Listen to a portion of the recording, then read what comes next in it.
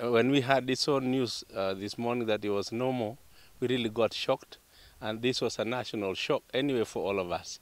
Why? Because the elder has actually assisted us in many ways, especially the Kenyan nation, by joining the government with his ODM team and other members who were not in the government, and that has really brought us a lot of peace, which indicates that the late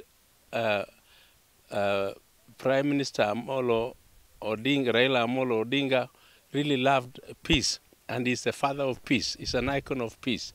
Actually, the country has lost a great man, and all of us are going to miss him. And my own appeal is that we really say sorry for the family, and we hope the family have also received the news positively, and please get up, our dear family. We are with you at this time, and we hope His Excellency the President, being our leader, all of us, will really lead us in consoling the family, and even lead the nation in giving out his national condolences. Hii imekuwa a very sad news for all of us. Sisi wote tunamtambua Raila kama kiongozi ambaye Kenya imetegemea sana. Not only Kenya, but pia Afrika mzima. Kiongozi ambaye alijitoa kwa ajili ya amani, alijitoa kupigania haki za Wakenya, demokrasia, usawa. Kiongozi ambaye hakukuwa na ukabila, alileta watu wote pamoja. Kila mara alipopata opportunity, aliweza kuonesha uso wa Kenya. Kiongozi ambaye alikuwa siasa za Kenya zinamzunguka, kwamba pahali ambapo anachukua ilikuwa ina determine Kenya inaenda wapi.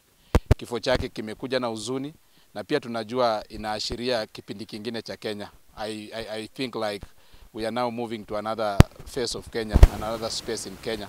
Na tunaomba Mungu kukuwe na amani wakati huu, pia tupate a good direction, especially kwa viongozi ambao wako sasa, waweze kuenda mbele wote pamoja ili tujenge Kenya moja.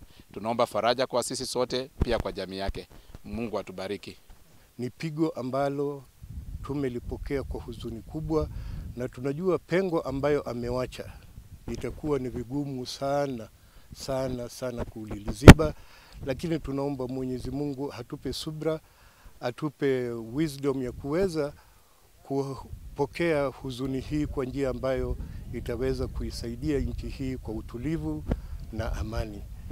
Kifo ni ya kila mtu atafariki, lakini hizi zingine zinazotokea huwa zinakuja na mafikra mengi. Tunaomba Wakenya waanze kuomboleza, lakini wasispekulate mambo ya vifo kama haya.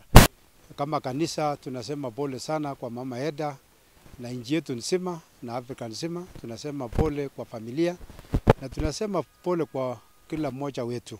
Tunajua ya kwamba Raila Amolo Odinga alipigania haki za wanyonge, na katika maisha yake yote alikuwa anatetea wanyonge, na wakati huu alikuwa ameingia katika broad-based government.